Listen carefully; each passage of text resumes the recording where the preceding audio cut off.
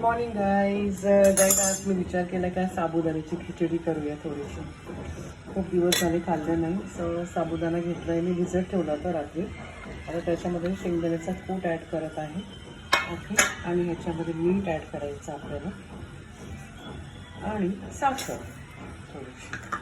आता हे छानपैकी मिक्सिंग करून घ्या. आता आपल्याला फोडणीला लागेल जिरं, मिरची आणि कढीपत्ता.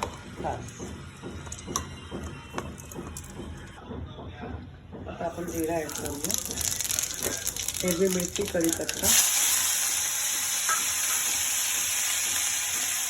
आणि साबुदाणा शेंगदाण्याची.